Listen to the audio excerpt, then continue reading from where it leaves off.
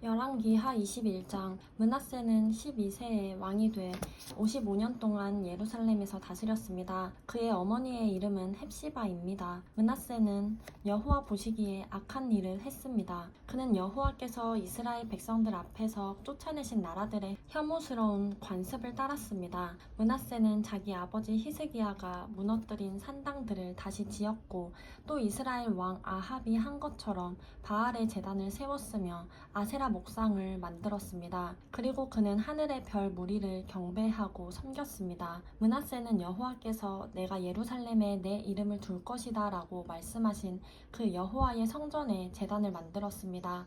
또 여호와의 성전 안팎의 두 뜰에 하늘의 모든 별 무리를 위한 제단을 만들었습니다. 므낫세는 자기 아들을 불 속으로 지나가게 했고, 점을 치고 마법을 행했으며 신접한 사람들과 영매들에게 조언을 구했습니다. 그는 여호와 보시기에 악한 일을 많이 해 그분의 진노를 자아냈습니다. 므낫세는 자기가 만든 아세라 목상을 성전에 세웠습니다. 여호와께서는 전에 이 성전에서 다윗과 그 아들 솔로몬에게 말씀하셨습니다. 이 성전에, 그리고 내가 온 이스라엘 지파들 가운데 선택한 예루살렘에 내가 내 이름을 영원히 둘 것이다. 만약 이스라엘이 내가 명령한 모든 것을 행하고 내 종 모세가 그들에게 명령한 모든 율법을 지킨다면 내가 그 조상들에게 준 땅에서 떠나 방황하는 일이 다시는 없게 하겠다. 그러나 그들은 듣지 않았습니다.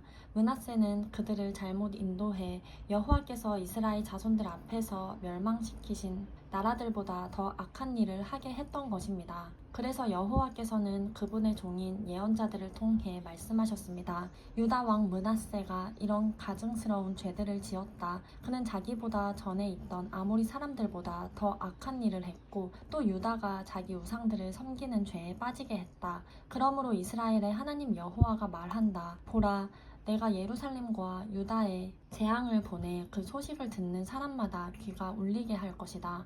내가 사마리아에 사용한 줄자와 아합의 집에 사용한 추를 예루살렘에 펼칠 것이다.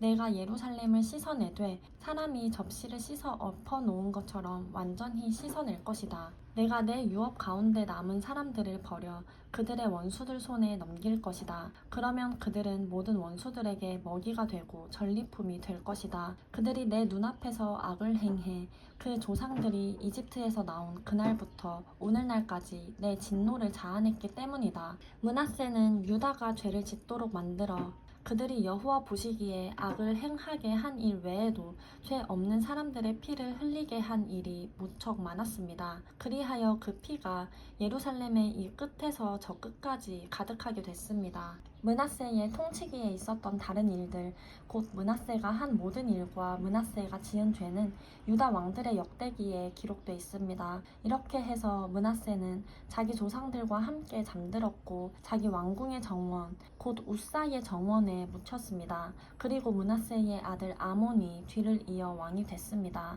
아몬은 22세에 왕이 돼 예루살렘에서 2년 동안 다스렸습니다. 그의 어머니의 이름은 무술레мет으로 욥바 하루스의 딸입니다. 아몬은 자기 아버지 므낫세가 그랬듯이 여호와 보시기에 악을 저질렀습니다. 아몬은 자기 아버지의 모든 길을 답습해 자기 아버지가 섬기던 우상들을 섬기고 숭배했습니다. 그는 그 조상들의 하나님 여호와를 버리고 여호와의 길로 가지 않았습니다.